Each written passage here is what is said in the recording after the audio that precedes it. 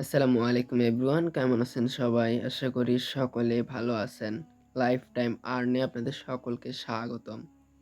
আজকে আমরা দেখতে চলেছি কিভাবে নতুন একটা সিস্টেম, স্পিন সিস্টেম, এটা কিভাবে কাজ করতে হয়। তো আমরা প্রথমে ক্রোম ব্রাউজারে যাব, আমাদের ওয়েবসাইটটা সার্চ করে লগ ইন করে নিব। তো এরপর আমরা একটু নিচের দিকে আসব। আসার পর এখানে দেখতে পারবো ডেইলি স্পিন নামে একটা অপশন। অনেকে এই সিস্টেমটা খুঁজে পাচ্ছে না, এই সিস্টেমটা এখানেই আছে। ঠিক আছে, ডেইলি স্পিন যে অপশনটা আছে আমরা এখানে প্রবেশ করব।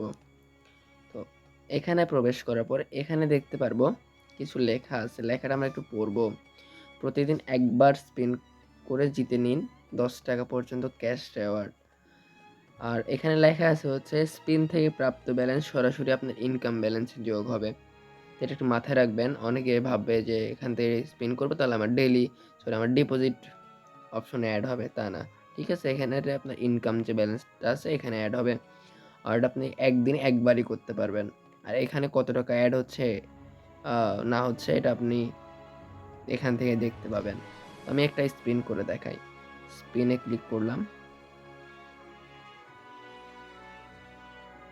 দেখেন আমি কিন্তু হচ্ছে এখান থেকে সর্বনিম্ন বললেই হয় যে 2 টাকা পাইছি আমি। ঠিক আছে, এখানে আপনারা বেশিও পাইতে পারেন।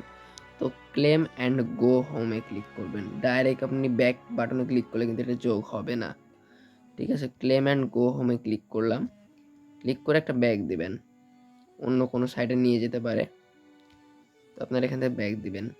তো দেখেন আমার কিন্তু হচ্ছে ইনকাম ব্যালেন্সে টাকাটা যোগ হয়ে গেছে। আর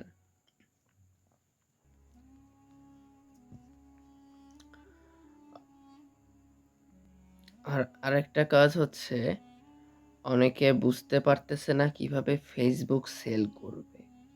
এটা অনেকে বুঝতে পারতেছে না। তো আমি বলে দিচ্ছি কিভাবে এই কাজটা করবেন। তো ফেসবুক সেলে প্রবেশ করবেন। প্রবেশ করার পর এখানে দেখতে পারবেন সিস্টেম লেখা আছে যে এখানে দেখেন একটা পড়বেন। ঠিক আছে, আপনার ফেসবুক অ্যাকাউন্টের সঠিক তথ্য দিয়ে সাবমিট করুন। অ্যাডমিন অ্যাকাউন্টটি চেক করার পর অ্যাপ্রুভ করলে আপনার ইনকাম ব্যালেন্সে টাকা অ্যাড হয়ে যাবে। তো এখানে হচ্ছে বলছে যে আপনি যে ফেসবুক অ্যাকাউন্টটা খুলেছেন, যেটা আপনি সেল করতে চাচ্ছেন, এটা আপনি ওইটার সঠিক তথ্য এখানে দিবেন। এখানে তথ্য চাই, সেগুলো তথ্য দিবেন।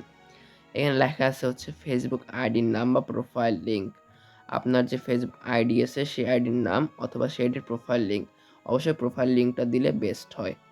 ঠিক আছে, আর নাম বা প্রোফাইল লিঙ্ক দিবেন অথবা দুইটাই দিতে পারেন। তো এরপরে নিচে লেখা আছে হচ্ছে লগ ইন নাম্বার বা জিমেইল।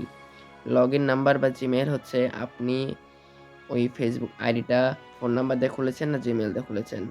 যদি ফোন নাম্বার দিয়ে খুলে থাকেন তো ফোন নাম্বার দিবেন, জিমেইল দিয়ে খুলে থাকলে জিমেইল দিবেন। তারপর নিচে যাচ্ছে যে পাসওয়ার্ড। তো পাসওয়ার্ড আপনার ফেসবুক অ্যাকাউন্টে যদি অবশ্যই পাসওয়ার্ড থাকে, তো এই পাসওয়ার্ডটা এখানে দিবেন। তো এখানে দেখেন লেখা আছে আরেকটা, সেটা হচ্ছে 2 ফ্যাক্টর কোড বা রিকভারি কোড যদি থাকে, এটা অপশনাল। ঠিক আছে, অনেকে হচ্ছে ফেসবুকে 2 স্টেপ ভেরিফিকেশন অন করে রাখে যেন অন্য কেউ হ্যাক না করতে পারে।